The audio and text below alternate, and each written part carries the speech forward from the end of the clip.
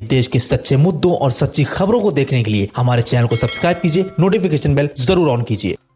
मोहतरम चेयरमैन साहब, आपका बेहद शुक्रिया कि आपने मुझे सदर जमहूरिया के खुतबे पर बोलने का मौका दिया।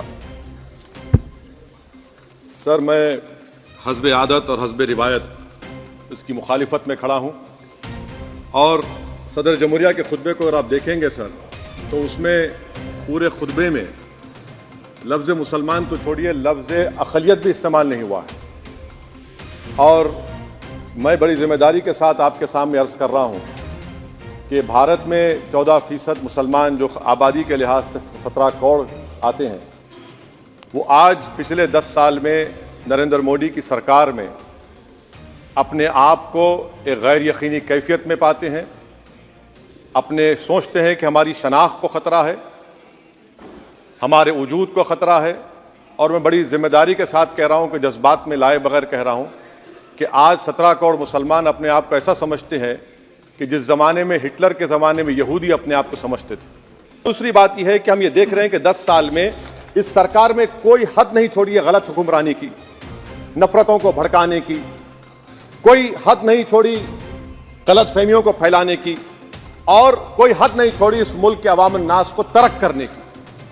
इस 10 साल में हमने क्या देखा सर? जमहूरियत हमारे वतन अजीज़ की को बचाना बहुत ज़रूरी है। ये गरीबों के लिए और कमज़ोरों की एक बहुत बड़ी ताकत है। मगर 10 साल में, 9.5 साल में क्या हुआ? सिर्फ एक शख्स को मजबूत कर दिया गया, एक मजहब को मजबूत कर दिया गया, एक आइडियोलॉजी, एक नज़रिए को मजबूत कर दिया गया, एक शनाख्त को, सब शनाख्त के आगे दूसरी शनाख्तों को मिटाने की कोशिश की गई, एक ज़बान को मजबूत कर दिया गया। तो हमारी जमहूरियत तो खोखली हो चुकी है। और सर, कोई भी हुकूमत और पार्टी सिर्फ जबर और इस्तेसाल पर कायम नहीं रह सकती है सर। दूसरा पॉइंट सर जो मैं आपके सामने अर्ज करना चाह रहा हूं, CAA के कानून के ताल्लुक से मरकजी एक वजीर ने अखबार में बयान दिया कि हम 8 दिन में करने वाले हैं। आप 8 दिन में करेंगे, 8 दिन में एहतजाज शुरू होगा मुल्क के कोने कोने में। आप CAA को मजहब से खत्म कर दीजिए, मजहब से जोड़ेंगे तो आपका इरादा बुरा है। आप भारत की अक़लियतों को, भारत के मुसलमानों को, दलितों को आप परेशान करने का आपका इरादा है सर। दूसरी बात यह है कि CAA के खिलाफ क्यों हम हैं? क्योंकि सीमांचल के मुसलमान को आप बांग्लादेशी कहते हैं। कोई मिनिस्टर मुझे कहता है कि घुसपैठी है, रोहिंग्या है। तो CAA को मजहब से जोड़ना गलत था, उसको निकालिए। मगर हमारे देश के प्रधानमंत्री सर, वतन अजीज के वजीर आजम, मैं बड़ी जिम्मेदारी के साथ कह रहा हूं कि मैं अपने बचपने में जब हिस्ट्री पढ़ता था तो मैंने एक स्टैचू की फोटो देखी थी, प्रीस्ट किंग ऑफ मोहनजोदारो। ऐसा लगता है कि वैसा ही लग रहा है कि प्रधानमंत्री नहीं है बल्कि पुजारी सम्राट बन चुके हैं वो। और मैं क्यों कह रहा हूं कि हमारे सदर जमहूरिया ने कहा था कि 22 जनवरी एक तारीखी दिन है, बिल्कुल तारीखी दिन है। 22 जनवरी की बुनियाद 6 दिसंबर 92 को रखी गई। 22 जनवरी की बुनियाद 86 में ताले खोलकर रखी गई। 22 जनवरी की बुनियाद GB पंत ने रखी थी, इसीलिए तारीखी दिन है। और तारीखी दिन इसलिए भी है कि सर इसी ऐवान में 16 दिसंबर 1992 को हमने रेजोल्यूशन पास किया था। आप बताइए कि आज इस मुल्क में चाहे कोई सेकुलर पार्टी का हो या जो भी हो, बाले सब सेकुलर है, बुरा मैं हूं, किसी में हिम्मत नहीं है कि 6 दिसंबर की बात की जाए। और वो तारीखी दिन इसलिए भी है सर, इंसाफ करने वालों में एक NCLT के चेयरमैन, एक गवर्नर और एक नामजद शुदा रुकने पार्लियामेंट बैठे हुए थे। अब आप बताइए मेरे पास बचा क्या है? बचा यह है कि आर्टिकल 32 बचा है जिसको बाबा साहब अम्बेडकर ने दिया। आज मुल्क के 17 करोड़ मुसलमान भारत के वजीर आजम पर एतमाद भरोसा नहीं करते, बिल्कुल नहीं करते, बता रहा हूं, खुल के कह रहा हूं।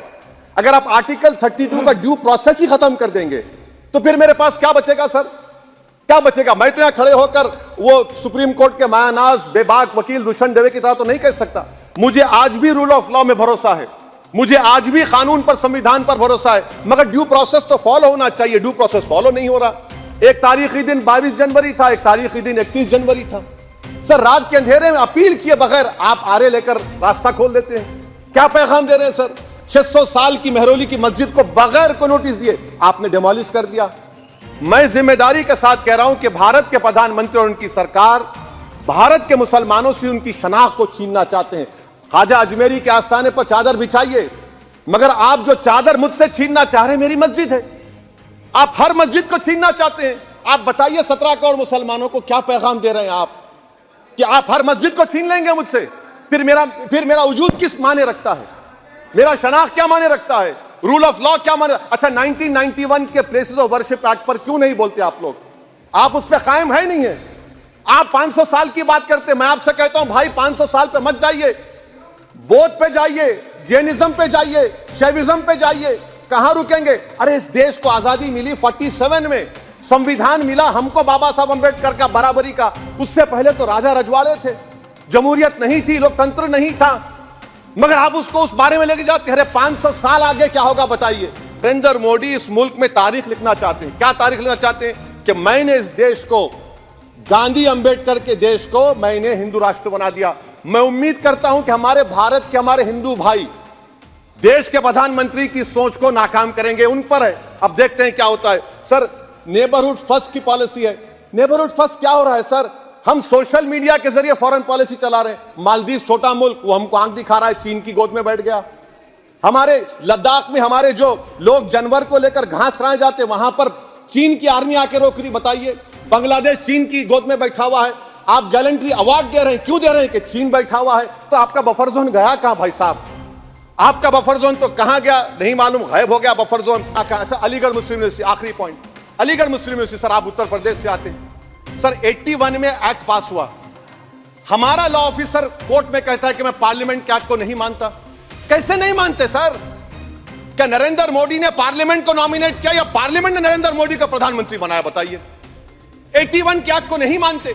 सर 2 ही तो सेंट्रल यूनिवर्सिटी है मुसलमानों के, 1,80,000 आप ही के सरकार के दौर में मुसलमान हायर एजुकेशन निकल गए। आप अलीगढ़ मुस्लिम से छीनना चाह रहे हैं। Theory of separation of powers में एग्जीक्यूटिव हमको डिक्टेट करेगा। मेरी आवाज तो पार्लियामेंट है, अब मेरी आवाज के खिलाफ एग्जीक्यूटिव सुप्रीम कोर्ट में बोलता है। अलीगढ़ मुस्लिम यूनिवर्सिटी से इतनी नफरत क्यों है आपको? वहां पर तो हिंदू भाई भी पढ़ते हैं। सर ये अलीगढ़ मुस्लिम यूनिवर्सिटी का मामला है सर। तो मैं आपसे इस बात पर, इस शेर पर अपनी बात को खत्म कर रहा हूं सर। आप भी उर्दू दां हैं जी। मसीहाओं को जब भी आवाज दी है, अहमद फराज का शेर है जी जी, मसीहाओं को जब भी आवाज दी है पलट कर आ गए हर बार कातिल। मसीहाओं को जब भी आवाज दी है पलट कर आ गए हर बार कातिल। वहां क्या दाद खाही क्या गवाही, वहां क्या दाद खाही क्या गवाही, जहां हो मुंसिफों के यार कातिल। सर मैं फिर से हुकूमत से मुतालबा करता हूं कि अल्पसंख्यक समाज के बजट के स्कॉलरशिप को आप डिमांड ड्रिवन करिए। भारत के प्रधानमंत्री प्रधान सेवक रहिए। आप कोई प्रीस किंग मत बन जाइए। आप जीतेंगे, कौन जीतेंगे देश तय करेगा। मगर याद रखिए 17 करोड़ मुसलमान आज गम और गुस्से में हैं और इस बात को महसूस कर रहे हैं, इस बात को महसूस कर रहे हैं कि प्रधानमंत्री को हम नोट नहीं दिए मगर हमारा प्रधानमंत्री है। आखिर ये प्रधानमंत्री 17 करोड़ मुसलमानों की उनकी शनाख्त को कैसे मिटा रहे हैं, कैसे उनको आप मार्जिनलाइज कर रहे हैं। इसीलिए सर मैं उम्मीद करता हूं कि हमारे सेक्युलरिज्म जो है वो, मैं पॉलिटिकल सेक्युलरिज्म कभी नहीं माना, जो सेक्युलरिज्म संविधान में लिखा गया उसकी हिफाजत करेंगे। मुल्क अहम है, वरना याद रखिए आप चुनाव जीते या हारे, मगर अगर आप 17 करोड़ एक जनता को आप गैर यकीनी कैफियत पैदा कर देंगे, ये देश के हित में नहीं होगा। बल्कि हम तो उम्मीद कर रहे हैं कि ड्यू प्रोसेस अदालत फॉलो करेगी। अदालत अगर एक तरफा फैसले करेगी तो गलत होगा। सर बहुत बहुत शुक्रिया।